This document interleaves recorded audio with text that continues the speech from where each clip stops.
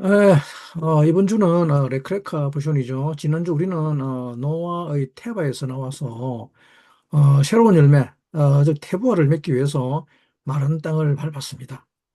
그리고 이번 주 토라 파라샤가 레크레카입니다. 드디어 걷기 시작합니다.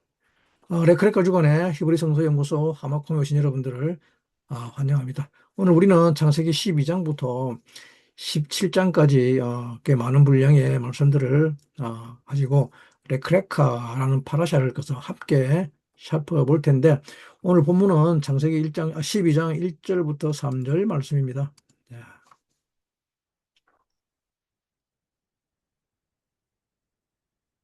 제목이 레크레카죠. 제목 레크레카. 너를 향해 떠나라. 너를 향해서. 본문 음, 여호와께서 아브라함에게 이르시되 너는 너의 본토 친척 아비 집을 떠나 내가 네게 지시할 땅으로 가라. 내가 너로 큰 민족을 이루고 네게 복을 주어 네 이름을 창대케 하리니 너는 복의 근원이 될지라. 너를 축복하는 자에게는 내가 복을 내리고 저주하는 자에게는 내가 저주하리니 땅의 모든 족속이 너를 인하여 복을 얻을 것이라 하신지라. 이에 아브라함이 여호와의 말씀을 쫓아갔고 롯도 그와 함께 갔으며 아브라함이 하란을 떠날 때 그 나이 75세였더라. 아브라함이 그 안에 사레와 조카로 얻고 하란에서 모은 모든 소유와 얻은 사람들을 이끌고 가나안 땅으로 가려고 떠나서 마침내 가나안 땅에 들어갔더라라고 하고 있죠. 바유마에르 야외 엘 아브람 레크레카 메 아르체카 우 민모델 달 민몰라덱 테카 우 미 베이텍 아비카 엘 하 아레츠 아셰르 아르에카 베 에스카 리고이 가돌 베 바르케카 바아가돌라 쉐메카 베 이히에 베라카라고 하고 있습니다. 레크레카는 어, 문자적으로는 가라 너를 위해서라는 거, 가라 너를 위해서 또는 너에게로 가라는 뜻입니다. 그 떠나라는 뜻과 동시에 진짜 너 자신에게로 가라는 영적 뉘앙스를 가지고 있습니다. 하나님은 아브라함에게 너의 고향, 친척, 아비 집을 떠나 내가 네게 보여줄 땅으로 가라고 하시며 과거의 정체성과 안전망을 내려놓고 하나님이 주시는 새 정체성으로 들어오라고 우리를 초청하고 계십니다. 그런데 이 부르심 안에는 세 가지 단절이 있습니다. 첫 번째, 땅이라고 하는 아르짜를 떠나라고 하십니다. 두 번째는 족속이라고 하는 민몰레데트를 떠나라고 하십니다. 그리고 세 번째는 아버지 집이라고 하는 베이트 아비로부터 떠나라고 하시죠. 레크레카는 이런 모든 것을 떠나서 하나님께서 하나님 안에서 새로이 나히는 길을 열어가는 시작입니다. 히브리어 레크레카는 단순히 떠나라가 아니라 유대 전통에서는 이 명령을 두 겹의 길로 보는데 첫 번째 레크는 걷다는 뜻입니다. 이 말은 물리적 이동, 즉 외부 세계로 나아감을 말하고 있죠. 그리고 두 번째 레카는 내면으로 이동, 즉 자기 본질로 돌아감을 뜻하고 있습니다. 그렇기 때문에 하나님은 아브라함에게 이 외적 이동과 내적 병행을 동시에 요구하고 계십니다. 이것이 카발라에서 말하는 네페시, 생명이 루아크 영어로 그리고 다시 네사마, 신적 영어로 상승하는 예정인 것이죠. 아브라함의 이 이동은 우르에서부터 가나안까지 이르는 이 이동은 사실은 카발라의 세피르토의 흐름과 병행하고 있습니다. 우르는 불의 도시죠. 게보라를 말하고 있죠. 심판과 불을 상징합니다. 그리고 하란은 호드입니다. 호드. 우리 안에 있는 내적 정리, 즉 주저함을 의미하고 있죠. 망설임이다. 망설임. 그리고 약속의 땅 가나안은 티프레트, 즉 조화와 아름다움을 상징하고 있습니다. 자, 아브라함은 이 게브라의 불에서 시작해서 호드의 머뭇거림을 지나서 마침내 티페레트의 조화에 도달하는 이것이 우리 인간이 혼돈에서 균형으로 이동하는 영적 예정인 것입니다. 오늘 우리는 이 레크레카라는 부르심이 이 길과 그리고 이름, 그리고 내 나라와 내 왕의 구조와 게마트리 318이라는 숫자를 비밀과 그리고 멜기세덱이 아브라함이 주는 떡과 포도주 그리고 언약과 할례라는 여러 가지 핵심 주제들을 가지고 그것이 어떻게 이어지는지 함께 살펴보려고 합니다. 먼저 땅과 족속 그리고 아버지 집에 대해서 조금 더 읽어보려고 합니다. 본문 우리 방금 읽었죠. 아, 에, 본토 친척 아비 집을 떠나서라고 했죠. 본토 친척 아비 집을 떠나서. 이때 이 하나님께서 아브라함이 떠나라고 한 이 세 곳, 그때 그의 나이가 75세였다고 합니다. 75세. 성경은 왜 굳이 이렇게 75세를 강조하는가 하면 75세의 75세란 말은 7은 70은 즉 7의 완성이죠.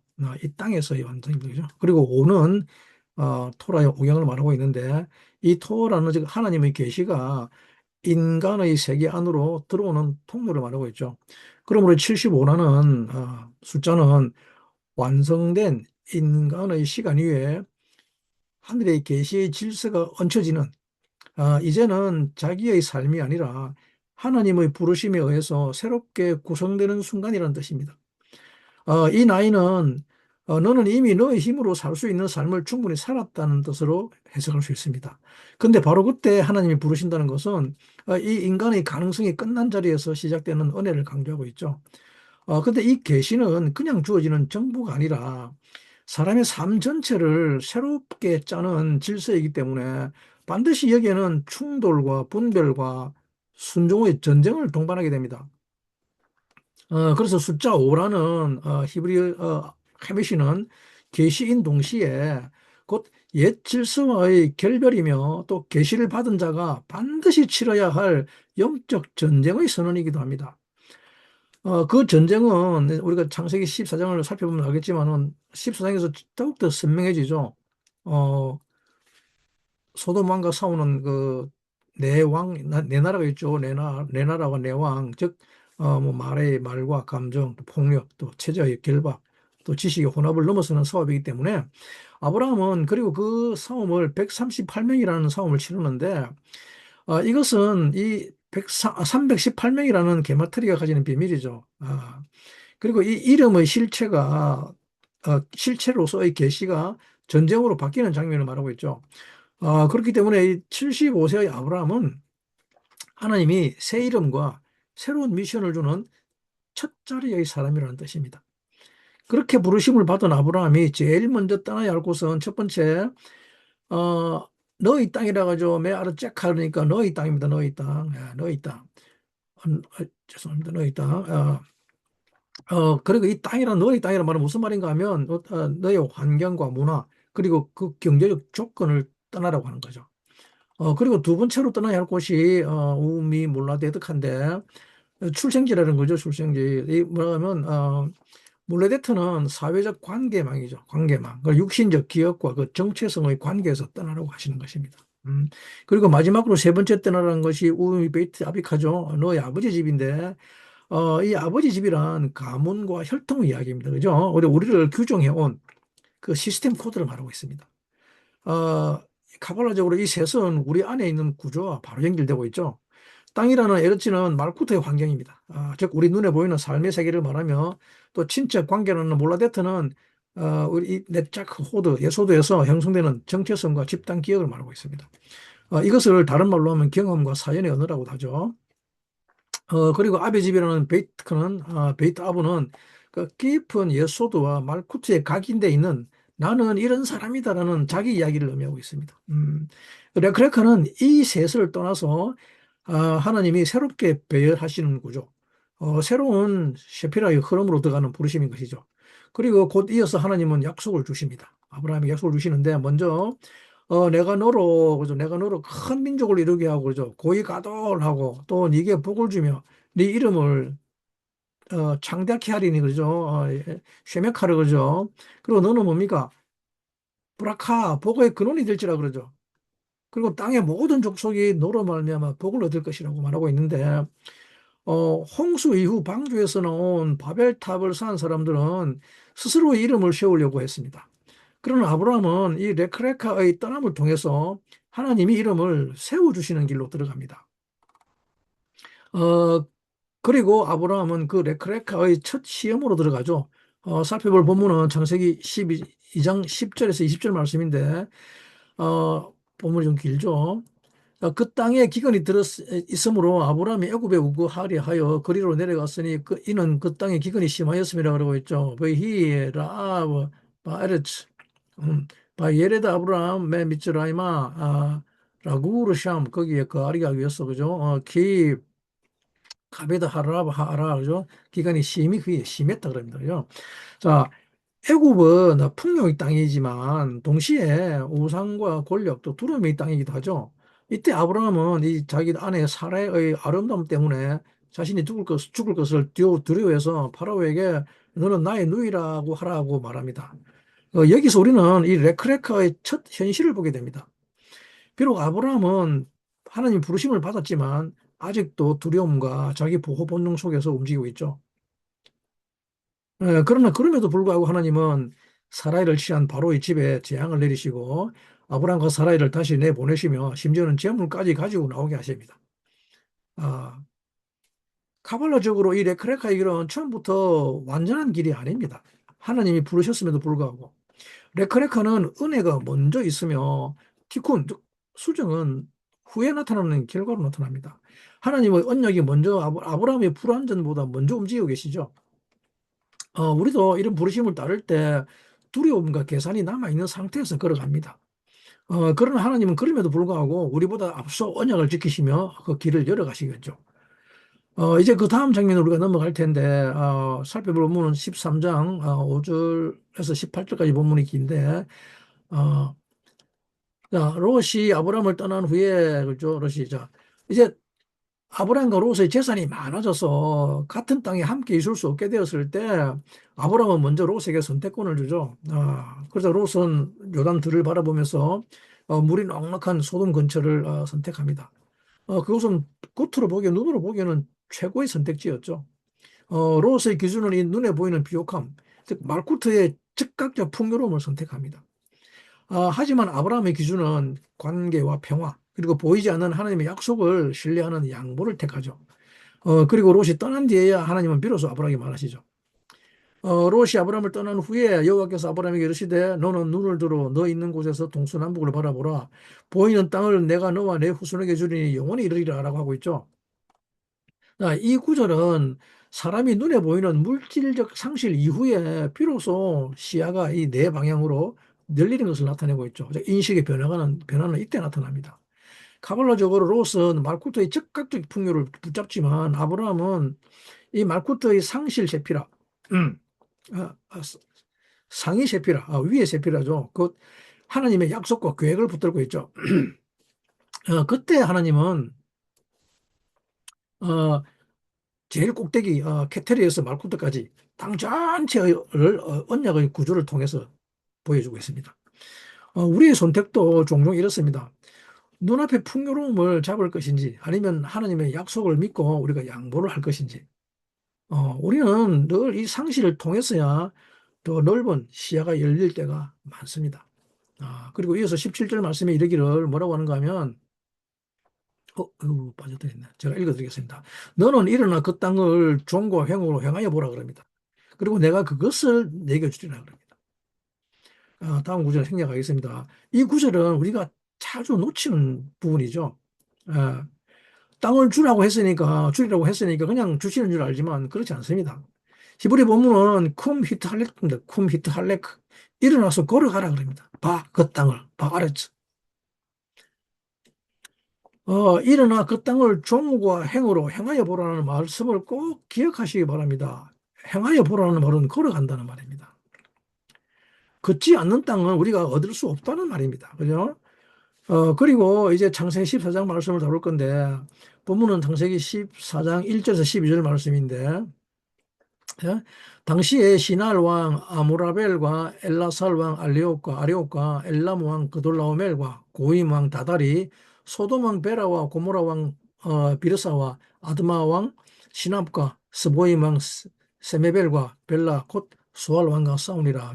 곧 그 다섯 왕이 엘라만 그돌로올멘과 고이망 다달과 시날왕 아무에벨과 엘라살 왕 아리옥 네 왕과 교전하였더라. 어, 시틴 골짜기에는 역청부대가 많은지라 소돔 왕과 고모라 왕이 달아날 때에 군사가 거기에 빠지고 그 나머지는 산으로 도망하며 네 왕이 소돔과 고모라의 모든 재물과 양식을 빼앗아가고 소돔에 거하는 아브라함의 조카 롯도 사로잡고 그 재물까지 노력하여 갔더라. 아브라함이 그 조카의 사로잡힘을 듣고 집에서 길리고 연습한 자 318인을 거느리고 단까지 쫓아가서 그 가신을 나누어 밤을 타서 그들을 철사파하고 다메섹 좌편 호바까지 쫓아가서 모든 빼앗겼던 재물과 자기 조카 롯과 그 재물과 또 부녀와 인민을 다 찾아왔더라고 기록하고 있는데 본문이 상당히 길죠. 어, 자, 근데 이 본문은 이제 어, 아브라함이 사온 네 나라와 네 왕이 등장하죠. 예. 첫 번째 사온 왕이 누굽니까? 시날왕 암라펠이라고 그러죠. 시날왕 암라펠. 시노랑 아므라벨. 우리말로는 아므라벨입니다. 그리고 또 두 번째 나라 왕이 뭡니까? 엘사르 왕 아리옥이죠. 엘라살. 엘라살 왕 아리옥. 그리고 세 번째 나라 왕이 엘람 왕 그돌라오멜이고 네 번째 나라 왕이 고임 왕 디달입니다. 자, 이 네 나라와 왕을 이 카발라적 구조를 통해서 살펴보면 다음과 같은데 카발라에서 이 네 나라는 즉 네 가지 부정적인 힘을 상징하고 있습니다.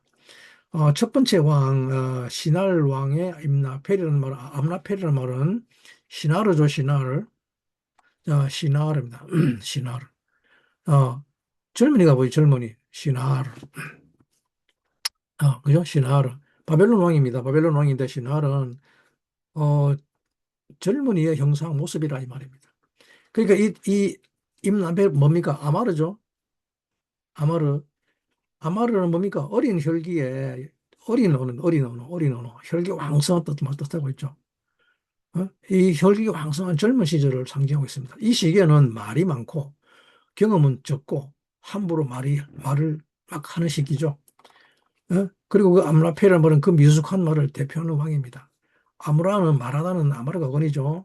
그리고 팔은 떨어지다는 나팔이 어근입니다. 또는 분리하다는 말인데, 어, 즉 암라펠은 충동적 언어, 함부로 내뱉는 책임 없는 말, 또는 연합하지 않고 단독자로 살려고 하는 말이죠. 자기 말이 가지는 무게를 모르는 말이라는 말입니다. 그래서 시나르 암라펠은 우리 인간 내면에 있는 그 혼란과 방향 상실을 뜻합니다. 이 구조는 언어의 세피라가 미숙하게 작동하는 힘입니다. 말이 성숙하지 않는, 즉 단독자로 살려고 하는 말과 생각은 관계와 공동체를 쉽게 흔들고 뒤틀리게 합니다. 그리고 두 번째 엘사르 왕 아리옥이죠. 엘사르 왕 아리옥. 엘사르는 고집스럽고 달리기 어려워 반역하고 화를 잘 내는 왕입니다. 그런 신입니다, 신. 그런 것을 상징하고 있습니다. 감정이 막 폭발적이고 막 설득되지 않고 고집셉니다. 끊임없이 반항하는 그런 상태죠. 고집과 분노, 폭력의 감정을 말하는데 즉 두려움의 상징이죠. 여기서 아리옥이 나타나죠, 아리옥. 아리옥은 사자를 상징하고 있습니다, 사자. 아리옥은 뭡니까? 포식자죠. 힘으로 삼키는 왕입니다. 그 구조는 우리 안에 있는 감정과 의지인 게보라와 네자카가 왜곡된 힘을 상징하고 있죠. 어, 자기가 신이기 때문에 자기 마음에 들지 않는다고 분해하며 폭력으로 타인과 공동체를 삼키는 힘입니다. 즉, 우리 계보라의 왜곡된 형태입니다. 즉, 심판이 두려움으로 변질된 상태를 말하고 있죠. 그리고 세 번째 왕, 엘람 왕 그들로메르죠. 엘람이란 말은 오래된,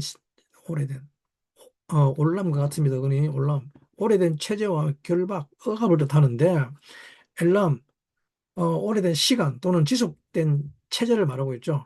오래된 관습과 우리에게 고착된 시스템을 상징하고 있습니다.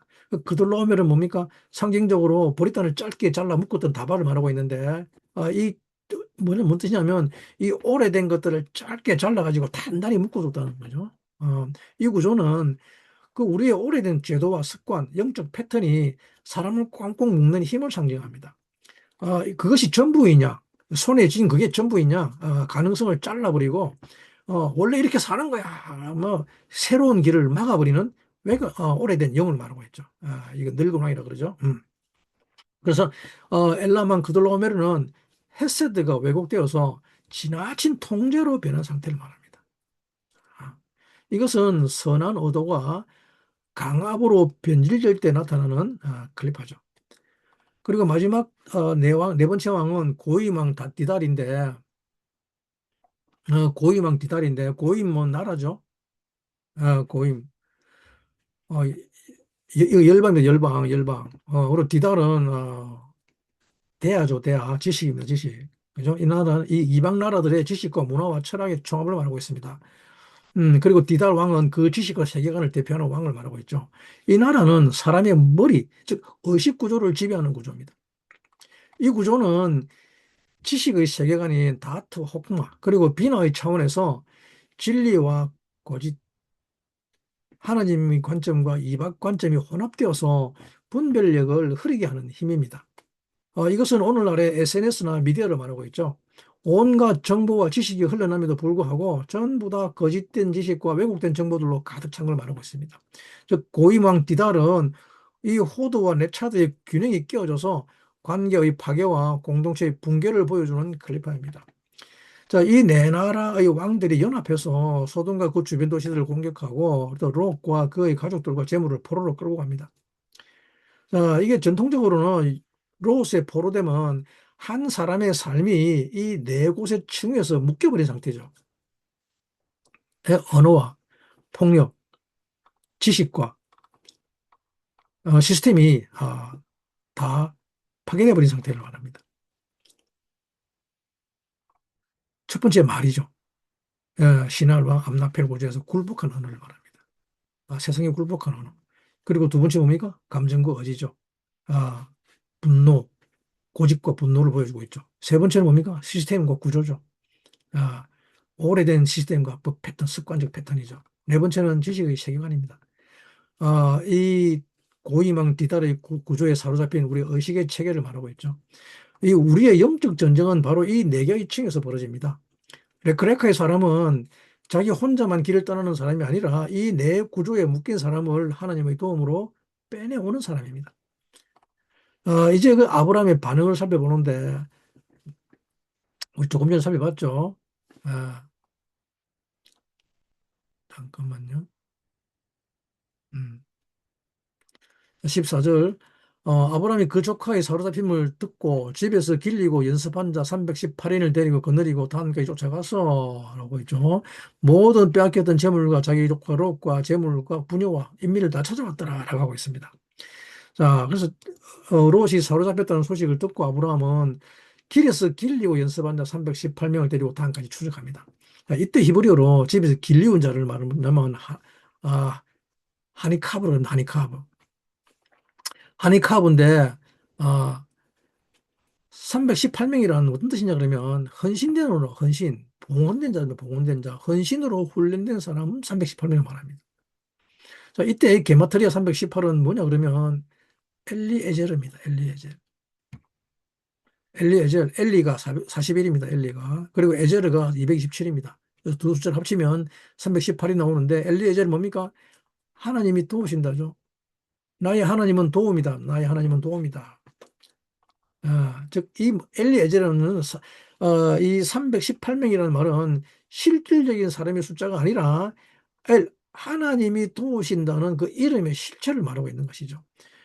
내 나라와 내 왕의 구조가 말과 감정 그리고 오래된 시스템과 왜곡된 지식을 통해서 사람을 묶을 때 이 레크레카의 사람은 자기 힘이 아니라 하나님의 도우시는 이름으로 싸웁니다.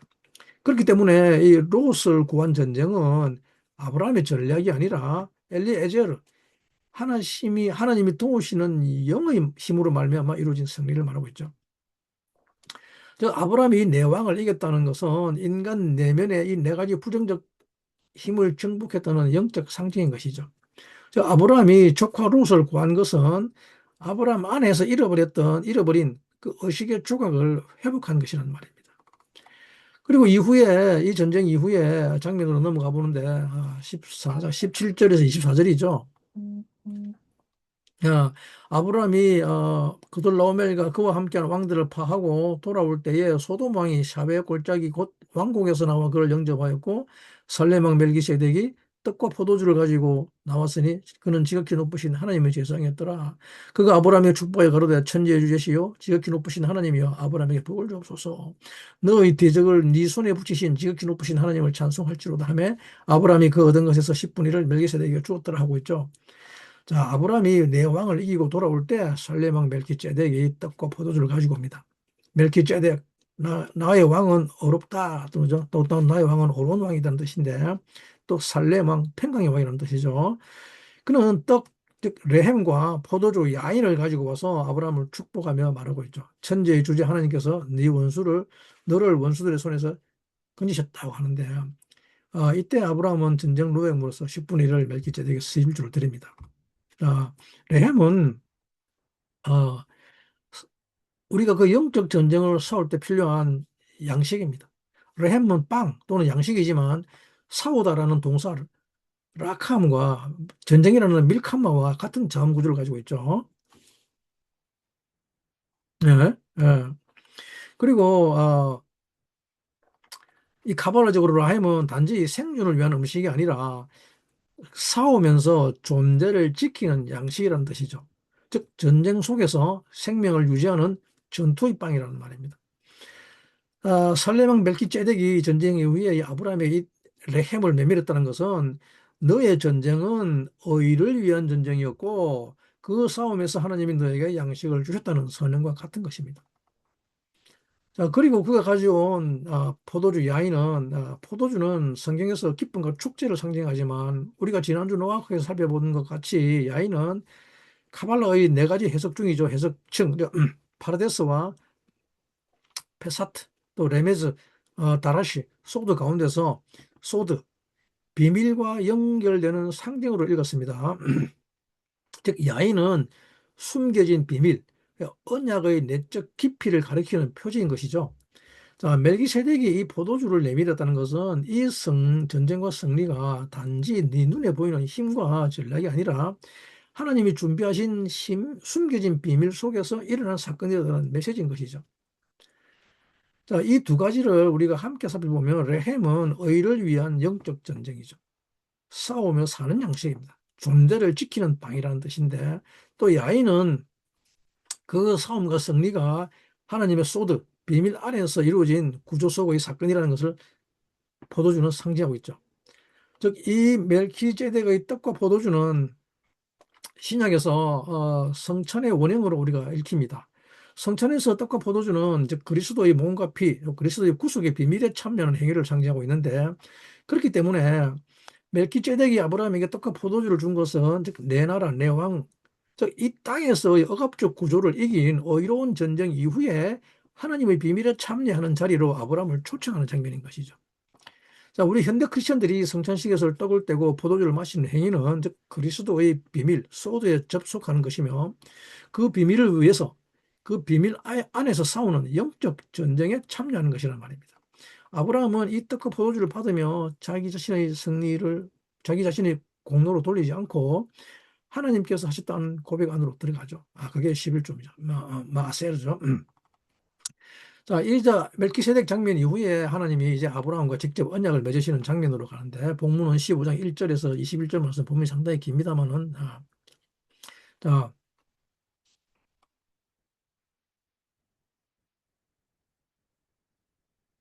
이것도 못 들었네. 자, 전쟁 이후에 아브라함이 두려움과 질문 속에 있을 때 하나님 이렇게 말씀하시죠.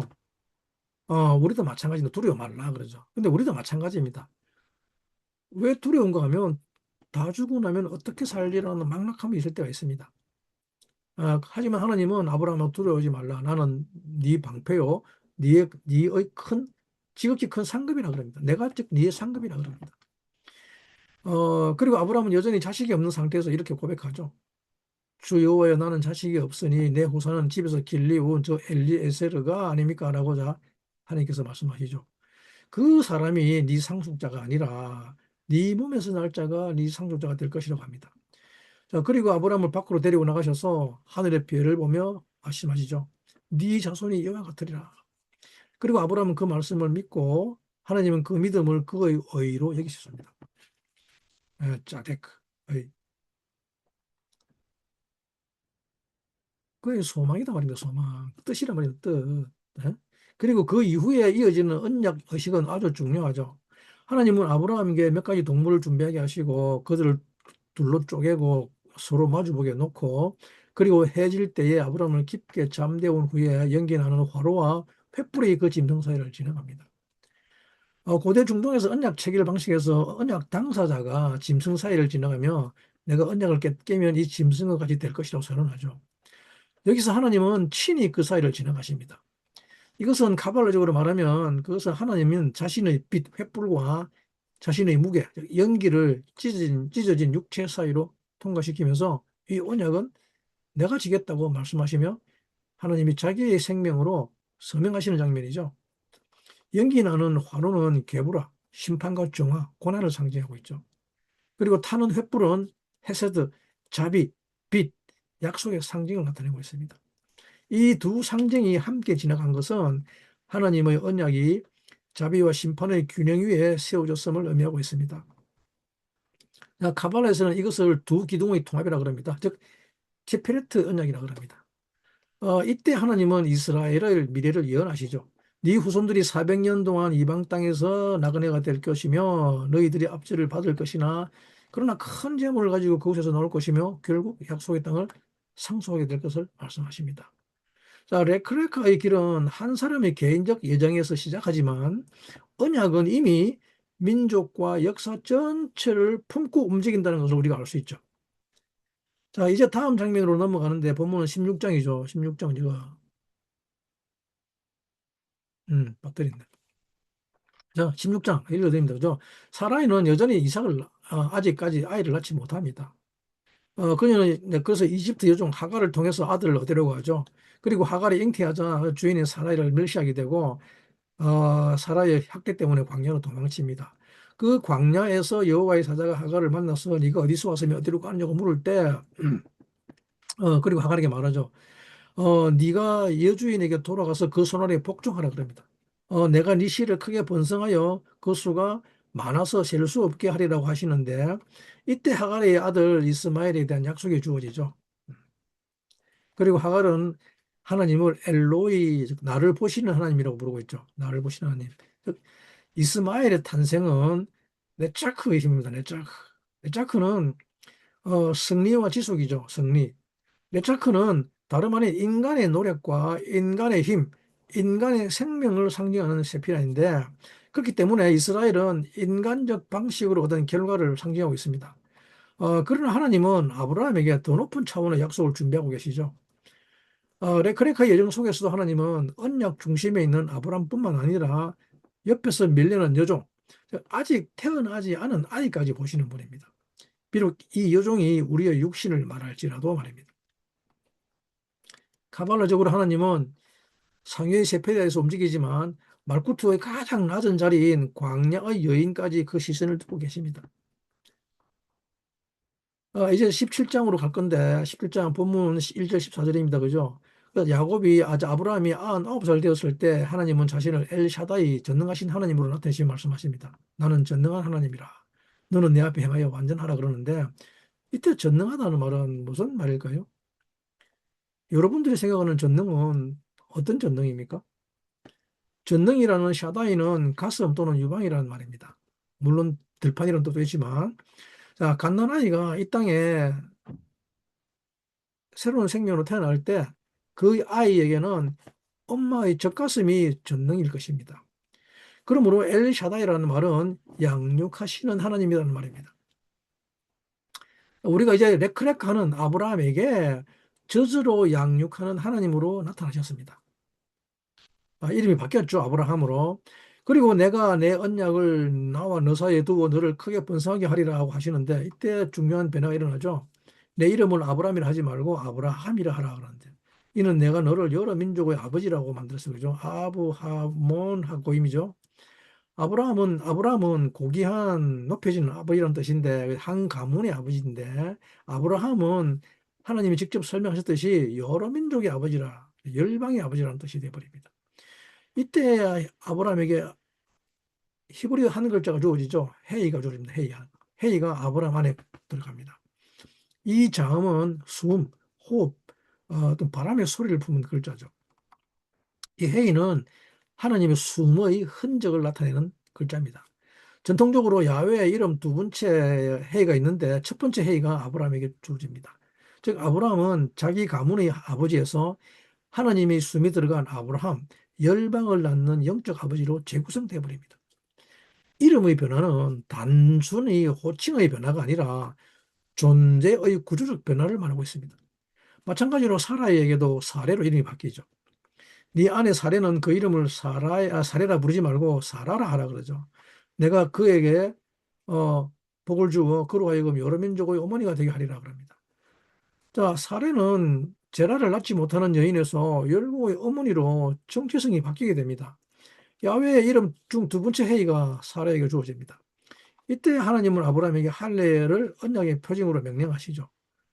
할례는 단순한 육체적 표식이 아닙니다. 할례는 약차를 하라. 즉 악한 충동, 악한 경향성을 제거하는 뜻이며 즉 우리의 말구트를 정화하는 뜻입니다. 즉 영적 통로의 개방을 상징하는 말입니다. 육체 안에 갇혀 있는 영의 탈출을 말하고 있죠. 할례는 인간의 가장 낮은 세피로트인 말구트를 신성한 통로로 변화시키는 의식인 것입니다. 아, 아브라함이 아브라함으로 이름이 바뀐 것도 그의 말구트가 정화되어서 신적 숨이 그의 존재 안에 들어왔음을 의미하고 있죠. 너희 중 남자는 다 할례 받으라고 그럽니다. 이것이 나와 너희와 너희 후손 사이의 언약이라 표현하죠. 오토하브리트죠. 너희 대대로 모든 남자는 난지 8일 만에 할례를 받으라고 하는데 할례는 두 가지 의미를 가집니다. 첫 번째는 뭡니까? 몸에 새겨지는 언약입니다.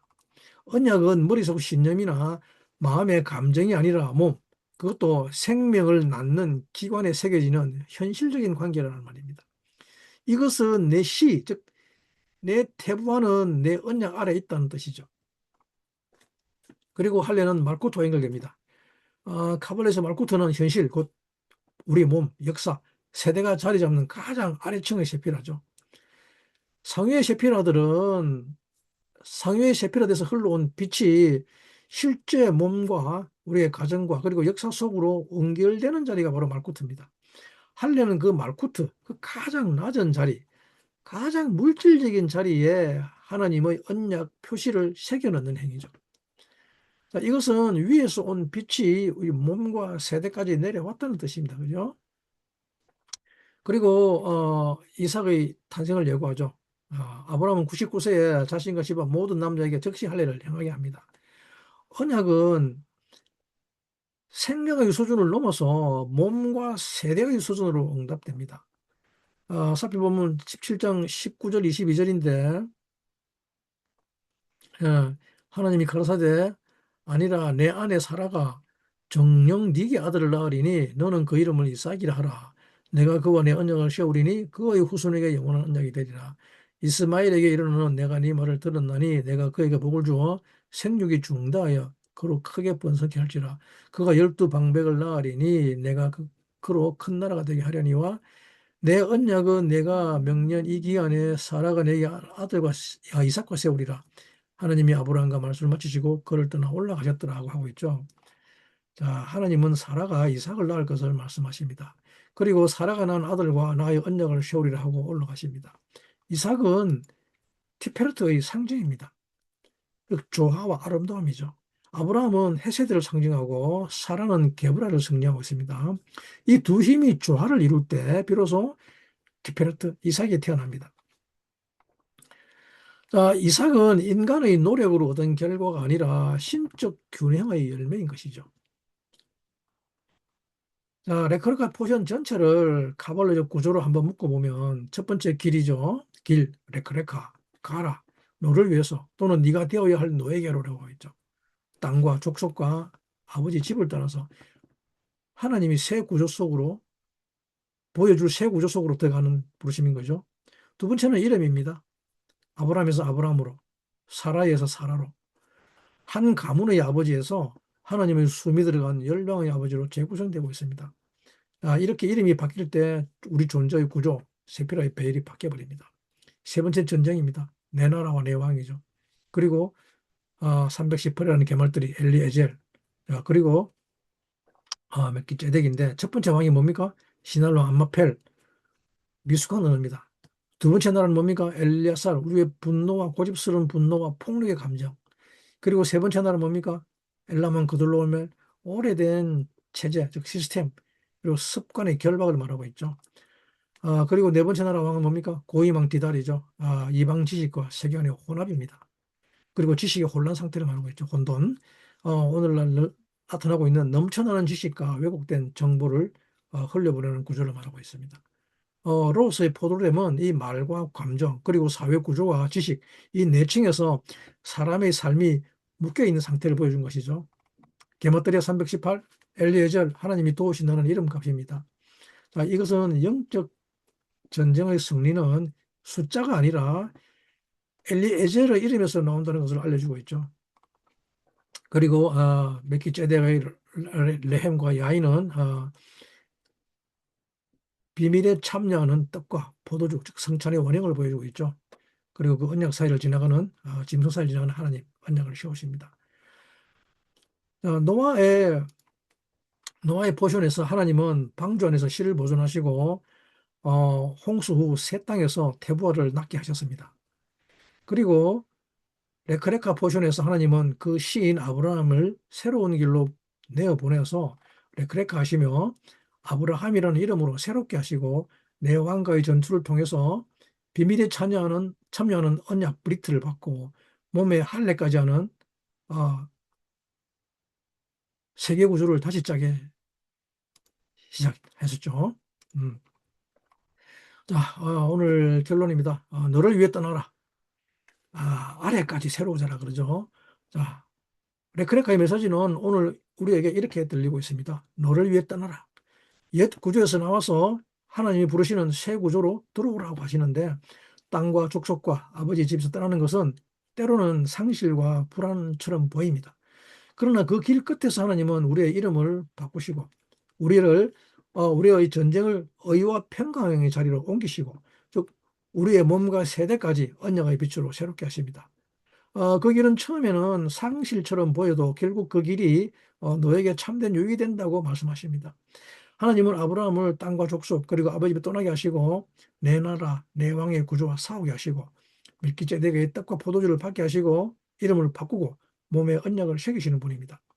오늘 우리의 말과 감정 그리고 오래된 습관과 세상의 혼탁한 지식 구조 속에서 묶여 있는 부분이 있다면 318 엘리에제르 하나님이 도우신다는 이름을 붙들고 우리의 말과 감정 그리고 오래된 습관의 시스템과 혼탁한 지식에서 떠나서 레크레카의 길을 다시 걸어 가야 할 것입니다.